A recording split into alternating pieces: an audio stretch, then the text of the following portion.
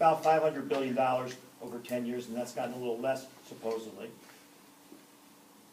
The Congress made a decision in the law to have a provision say the following: Medicare cannot negotiate, we're now at this time about 48 million Medicare beneficiaries, the lowest possible prices for prescription drugs with drug companies.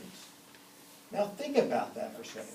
The federal government, the Congress, voted for a bill that wasn't looking out for your interests. And in fact, the two main people who shepherd this through the Congress in the middle of the night by one vote are now, one way or another, working for the pharmaceutical companies. Or in one case, he's the executive director of the Pharmaceutical Society of America, who made years ago over $2 million. So under Senator Klobuchar from Minnesota, there is a bill, Senate Bill 117, that would allow negotiations through Medicare on behalf of you with the drug companies to negotiate better prices. And why would that have an impact? The veterans in our country today who deserve it have the Veterans Administration negotiate drug companies for better prices for its vets.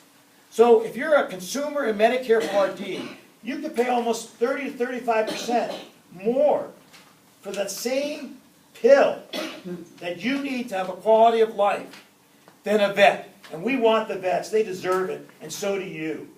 Very simple way. The second law that we believe would help with the savings is the dual eligibility. Senator Rockefeller has a bill today, I don't have the number right, 740, Senate Bill 740, Senator Rockefeller from West Virginia, a bill that basically restores the dual eligibility where a person on Medicaid who would also be eligible as a Medicare were getting rebates to pay for those medications. Under the law, before, if this ever gets passed, before the modernization prescription drug law passed, that's what was occurring. But under the Medicare Part D law, it stopped happening. And so the windfall of the amount of money that drug companies are still getting today is humongous because the law was changed in 2003, and Senator Rockefeller wants to get it back to what it was pre-2003. Anybody wants to know about how to contact your representative, two of them are right here right now, please let them know how you feel about what I just said. If we're ever going to consider in our organization that basic belief is that you have earned the right to retirement security, we will not support any changes, not one iota of a change to Medicare, Social Security, and Medicaid until we see the other side in Congress and the U.S. Senate compromise. As I said before, we're very disappointed in our president for supporting and putting out there change CPI. I know why he's trying to do it. He's trying to come up with a grand bargain.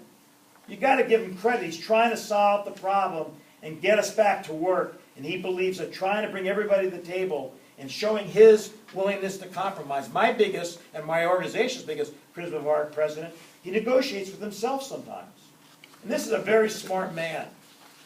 Very smart man who does care about retirement security. But until the other side shows any willingness to come to the table and be fair to all the citizens, not just look at people like yourselves for those cuts to address the federal deficit, we will not support one thing that I have said to you that is being considered in Congress today.